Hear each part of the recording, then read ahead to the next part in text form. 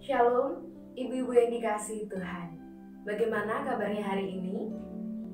Saya mengajak ibu-ibu dan pemirsa dimanapun berada untuk membaca dan merenungkan firman Tuhan.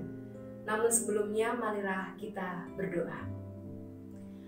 Tuhan Yesus Kristus, kami mengucap syukur karena pada hari ini Engkau kembali memberikan kesempatan bagi kami untuk bisa menggumuli kebenaran sabda-Mu. Tuhan Yesus, kami mohon Roh-Mu yang kudus menuntun kami, agar kami bisa mengerti, memahami, dan melakukan seluruh firman-Mu di dalam kehidupan kami setiap hari. Terima kasih Tuhan, di dalam nama Tuhan Yesus Kristus, doa ini kami mohonkan. Amin. Bagian Alkitab yang akan kita baca dan renungkan pada hari ini diambil dari Matius 15 ayat 21 sampai 28. Matius 15 ayat 21 sampai 28. Perempuan Kanaan yang percaya.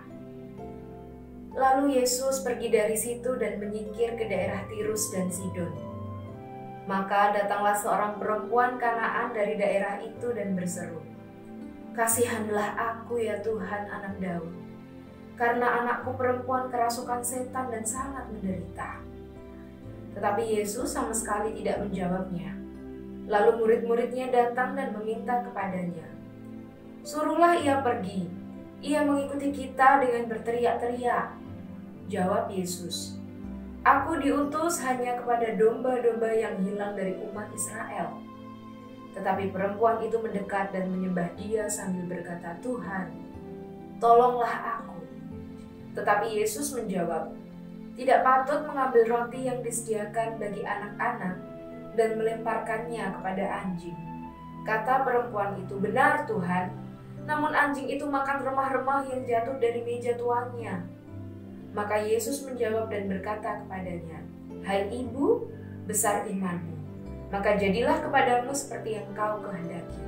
Dan seketika itu juga anaknya sembuh. Demikianlah firman Tuhan bagi kita. Saudaraku yang dikasihi Tuhan, perikop yang kita baca pada hari ini mengisahkan mengenai perjumpaan Yesus bersama dengan rombongan murid-muridnya dengan seorang perempuan yang memohon belas kasihan pada Yesus. Ketika itu Yesus sedang melakukan perjalanan untuk bisa menyepi, bisa menyendiri. Dan Yesus menyadari tempat itu hanya bisa ia temukan di luar Palestina. Oleh karenanya rombongan Yesus pun melakukan perjalanan menuju ke Tirus dan Sidon. Di tempat itu bertemulah Yesus dengan seorang perempuan yang berteriak-teriak, yang berseru-seru memohon pertolongan dari Yesus, sebab anak perempuan yang dikasihinya sedang kerasukan setan. Benar saja saudara yang terkasih, sepanjang perjalanan perempuan ini terus-menerus mengikuti sambil berseru-seru mohon belas kasihan dari Yesus. Para murid yang pada saat itu bersama-sama dengan Yesus meminta agar Yesus mengusir perempuan ini. Akan tetapi, apakah Yesus kemudian mengikuti apa yang menjadi permintaan murid-murid itu? Ternyata tidak. Yesus justru menaruh perhatian terhadap perempuan ini. Mengapa Yesus tertarik kepada perempuan yang berseru-seru kepadanya itu? Saudaraku yang dikasihi Tuhan, saat itu Yesus menyadari adanya perbedaan di antara perempuan ini dengan Yesus. Markus 7 ayat 26 menulis latar belakang dari perempuan yang berjumpa dengan Yesus ini. Ya, perempuan ini adalah seorang Yunani yang berbangsa Siro-Fenisia. Artinya, ia memiliki latar belakang yang berbeda dengan Yesus yang adalah seorang Yahudi. Padahal, pada saat itu, orang Yahudi dan orang Yunani ini tidak saling berinteraksi. Sebab orang Yahudi menganggap orang-orang Yunani ini sebagai bangsa yang kafir. Oleh karenanya, pada saat itu Yesus menjadi terkagum-kagum. Yesus memikirkan mengapa perempuan ini mau memohon pertolongan dari Yesus. Saudaraku yang dikasihi Tuhan, melihat perjumpaan Yesus, para murid dengan perempuan ini adalah satu momen yang tepat bagi Yesus untuk mengajarkan kasih yang tulus kepada para murid dan sekaligus melihat bagaimana iman perempuan ini terbangun. Apakah Yesus yang seorang Yahudi ini tidak menyadari adanya perbedaan di antara mereka? Yesus sangat menyadari adanya perbedaan itu.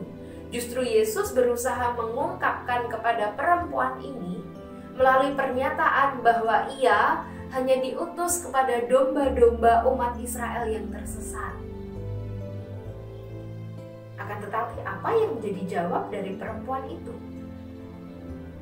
Iya, perempuan Sirofenisia itu pun juga menyadari adanya perbedaan latar belakang dari keduanya.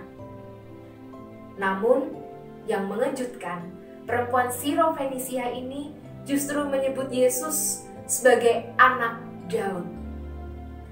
Artinya apa? Artinya perempuan ini mengakui adanya kemahakuasaan, adanya keajaiban dari kuasa Yesus, dan juga mengakui pemerintahan Yesus atas dunia ini.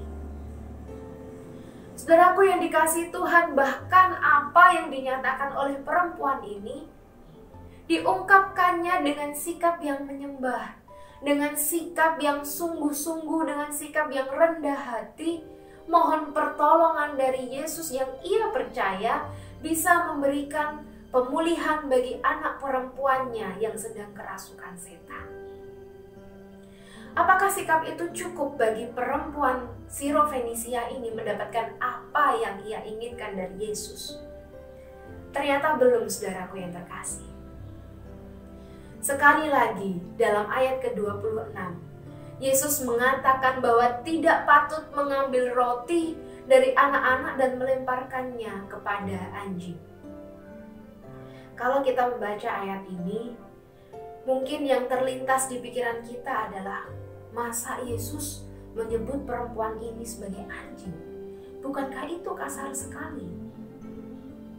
Saudaraku yang dikasihi Tuhan, dalam budaya bangsa Yahudi yang berkembang pada saat itu, mereka seringkali menggunakan kata anjing untuk menyebut orang-orang di luar Yahudi, termasuk orang-orang Yunani. Akan tetapi di dalam ayat ini, kalau kita melihat dalam literatur aslinya, kata anjing ditulis dalam kata kunaria yang memiliki arti anjing peliharaan.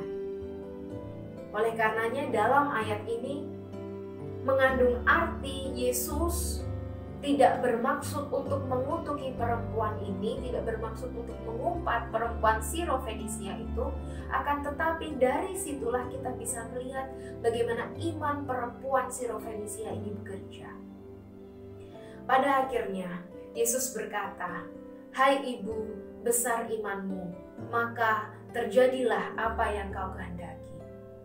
Ya, iman yang kokoh dari seorang perempuan Sirofenisia ini membuahkan hasil, yakni anaknya yang dikasihi oleh perempuan Sirofenisia ini menjadi sembuh kembali. Saudaraku yang dikasihi Tuhan, kita sering mendengar ungkapan yang mengatakan bahwa segala sesuatu membutuhkan proses.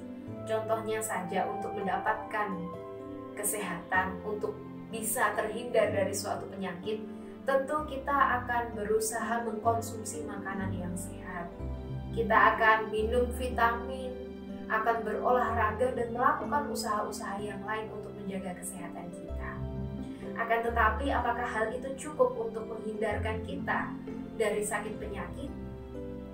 Ternyata belum tentu. Kita masih bisa merasakan sakit penyakit.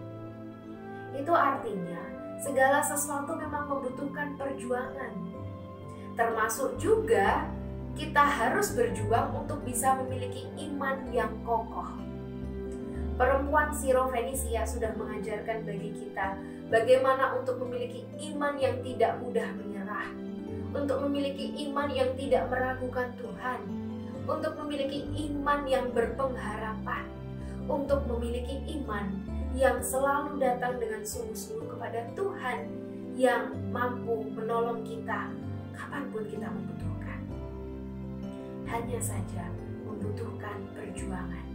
Dan terkadang waktu Tuhan berbeda dengan waktu kita. Terkadang apa yang kita inginkan ini berbeda dari apa yang terjadi dalam hidup kita. Apakah kemudian kita akan menyerah? Apakah kemudian kita akan mundur dari perjuangan kita? Tentunya tidak. Perempuan Sirofenisia sudah meneladan bagi kita. Ia berjuang dengan sungguh-sungguh. Ia menyatakan, ia membangun iman yang kokoh untuk mendapatkan buah yang manis dari perjuangan yang dilewatinya. Saudaraku yang dikasihi Tuhan, jikalau pada saat ini saudara juga sedang berjuang, entah berjuang bagi keluarga saudara, berjuang bagi pekerjaan saudara, atau berjuang dalam hal apapun. Ketika Anda mengalami kelemahan, ketika Anda merasa perjuangan Anda terasa berat, ingatlah pada saat itu Tuhan sedang membentuk iman saudara. Ikutlah proses dari Tuhan, dan ketika perjuanganmu sudah membuahkan hasil, ingatlah akan Tuhan yang memberi berkat tersebut kepada saudara.